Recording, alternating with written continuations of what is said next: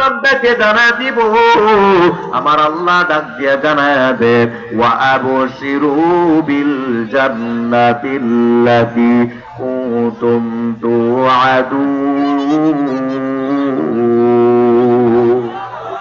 আল্লাহ তাআলা বলেন ওই বান্দাকে আমি আল্লাহ যেমন ভাবে ভয় দূর করে দিলাম, যেমন ভাবে মরণে চিন্তা দূর করে দিলাম, আমি আল্লাহ ঠিক তেমন ভাবে আমার বান্দাকে জান্নাতের সুসংবাদ শুনায়া দিলাম। আস্তে এখন সুবহানাল্লাহ, আরো আস্তে এখন সুবহানাল্লাহ। আল্লাহ বলে ভয় দূর করলাম, পেরেশানিও দূর করলাম, ঠিক তেমন ভাবে আমি আমার বান্দাকে জান্নাতের সুসংবাদ শুনায়া দিলাম। বান্দা জান্নাতের সুসংবাদ শুইনা কবরের মধ্যে ঢুকবে। দুনিয়ার মানুষ 3.5 হাত গর্ত কবরের মধ্যে আপনাকে আমাকে শোয়াইবে, সবাইকে শোয়াইবে, রিস্কাওয়ালাও কেউ এই কবরে শোয়াইবে, ভ্যানওয়ালা কেউ শোয়াইবে, এমপি মন্ত্রী কেউ এই 3.5 হাত গর্তের মধ্যে শোয়াইবে। কিন্তু সবার কবর সবার মতো হবে না।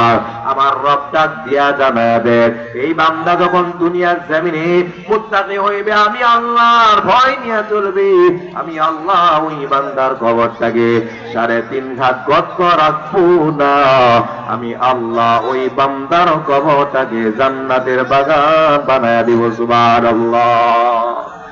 এই বান্দার কবরটা কেমন প্রশস্ত হবে সেটাও পয়গম্বর বলেন।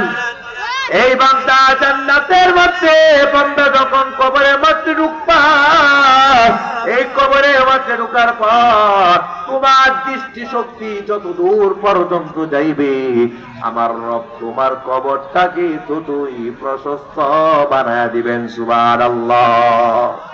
এই কবর আর 3.5 হাত গর্ত হইবে না, এই কবর হবে বিশাল আকার, বিশাল আকার কবর থাকবে না, এই কবর হবে জান্নাতের বাগান। সুবহানাল্লাহ।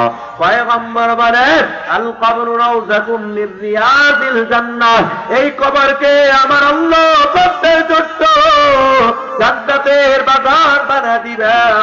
শুধু তাই নয়, দুনিয়ার মানুষ সাদা 3 টুকরা কাপড় পেছাইয়া তোমাকে আমাকে যখন কবরে রাখা হয়, এই বাগান জানে আমার রব ডাক দিয়া বানান যেই বান্দা দুনিয়ার জমিনে জীবনটা আমার জন্য ছিল, মরণটাও আমার জন্য ছিল, ওই বান্দাকে আমি আল্লাহ কবরের মধ্যে এই সাদা 3 টুকরা কাপড় কইলা জান্নাতের পোশাক পরিধান করায়া দিব।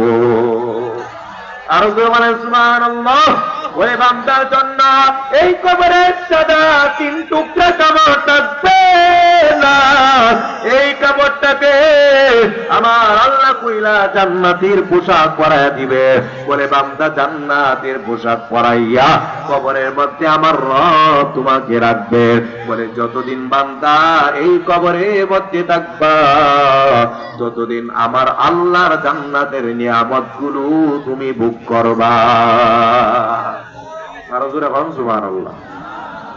বলে কবর হবে জান্নাতের বাগান, পোশাক হবে জান্নাতের পোশাক। বান্দা যখন কবর থেকে কাল কিয়ামতের ময়দানে দাঁড়াইবে, ওই ময়দানে সবাইকে দাঁড়াইতে হইবে। সবাই যখন দাঁড়াইবে, একদল মানুষ উলঙ্গ অবস্থায় ছুটাছুটি করবে, হায় আফসুস, হায় আফসুস, কোথায় আসলাম, কোথায় আসলাম। ডানে আগুন, বামে আগুন, সামনে আগুন, পিছনে আগুন, নিচে আগুন, উপরে আগুন, চতুর্দিকে আগুন ধাও ধাও করে বান্দার দিকে আসবে। ওই মানুষরা এমন সময় ভাববে দুনিয়ার জমিনে আমার কলিজার ভাই ছিল, ওই ভাইয়ের মোহাব্বত আমার অন্তরে অনেক বেশি ছিল। ওই বান্দা ভাইয়ের কাছে যাইবে, ভাইয়ের কাছে যাইবে, দুনিয়ার জমিনে ভাই ভাইকে মোহাব্বত করেছিল, বিপদে ভাইয়ের পাশে দাঁড়িয়েছিল।